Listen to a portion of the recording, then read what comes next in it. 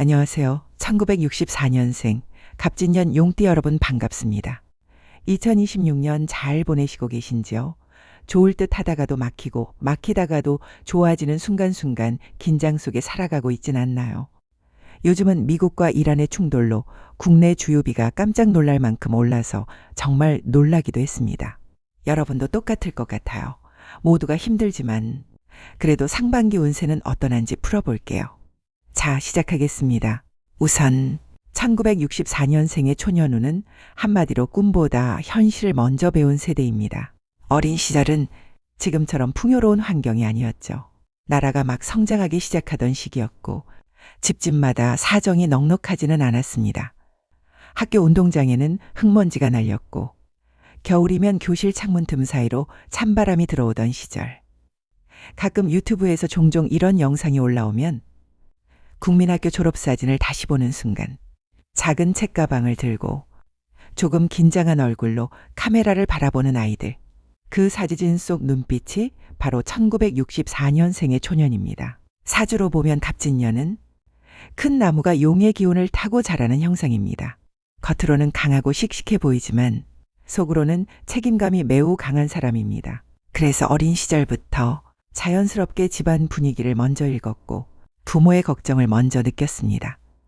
하고 싶은 것이 있어도 지금은 아니다라는 말을 먼저 배웠습니다. 그래서 1964년생의 초년은 화려한 꿈의 시간이 아니라 묵묵히 현실을 받아들이는 힘을 배우는 시기였습니다. 중년 시기는 가장 뜨거웠고 가장 무거웠던 시간이었을 겁니다. 30대 후반에서 50대 초반. 이 시기가 1964년생에게 인생에서 가장 치열했던 시기였습니다. 대한민국 경제가 빠르게 성장하고 도시가 커지고 사회가 크게 변하던 시기. 그 변화의 중심에는 바로 이 세대의 땀이 있었습니다. 유튜브에서 퇴근길 버스에서 졸고 있는 아버지, 창가에 기대어 잠든 모습, 손에는 아직 작업 장갑이 남아있고 얼굴에는 하루의 피로가 그대로 남아있는 모습. 그 모습이 바로 1964년생의 중년 모습이었습니다. 가정, 자식 교육, 부모 봉양, 겉으로는 안정돼 보였지만 속으로는 늘 계산기를 두드리며 살았습니다. 악착같이 살았던 것이 생생합니다. 그래도 재물운이 들어오는 시기가 있었으니 다행이었죠. 사주 흐름을 보면 1964년생의 재물운은 크게 두 번 움직였습니다. 첫 번째 재물운, 34세에서 36세 사이. 이 시기에는 직업 기반이 안정되고 생활이 조금씩 자리 잡습니다. 큰 부자가 되는 시기는 아니지만 이제는 조금 살겠다라는 느낌이 생기는 시기입니다. 그러면서 가장 강한 재물 운이 들어오는데요. 그 시기는 44세에서 49세. 이 시기는 인생에서 가장 돈의 흐름이 컸던 구간입니다. 이때는 사업 기회, 직장 자리 변화, 부동산 기회 등으로 재물 흐름이 크게 움직입니다. 아마 이때가 인생에서 가장 돈이 많이 움직였던 시기이지 않을까 생각합니다. 하지만 동시에 이런 말도 함께 해볼게요. 다만 그 돈은 대부분 가족에게 쓰였을 겁니다. 맞습니다. 1964년생 세대는 돈을 크게 모으기보다 가정을 세우는데 돈을 사용한 세대입니다. 그래서 통장은 늘 바빴지만 정작 본인은 나는 크게 번 적이 없다고 말할 듯합니다. 하지만 사주는 분명히 말합니다. 당신은 돈보다 책임으로 인생을 만든 사람입니다. 지금까지의 인생 흐름을 살펴본다면 1964년생은 한 번에 크게 성공하는 사주는 아니었어도 대신 이런 특징이 있습니다. 큰 위기가 와도 이상하게 바닥은 피합니다. 위험한 선택을 앞두면 직감적으로 방향을 틉니다. 그래서 인생이 요란하지는 않았지만 쉽게 무너지지도 않았을 겁니다. 즉, 이 사주는 책임으로 인생을 지탱하는 사주였고 지금도 진행형입니다.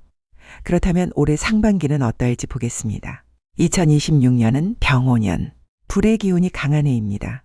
1964년생에게는 새로운 도전을 크게 벌이기보다는 정리와 균형의 해입니다. 핵심 포인트는 재물 사업운이 좋은 한 해로 아파트 매매나 경매에서 긍정적인 성과를 기대할 수 있을 듯하고 경험을 바탕으로 한 판단과 신중한 투자 결정이 중요할 듯합니다. 용띠의 직장운은 창의력이 빛나고 새로운 프로젝트에서 독창적 아이디어를 발휘할 기회가 많아서 팀원과의 협력과 자기 개발이 성과로 이어질 수 있는 해입니다.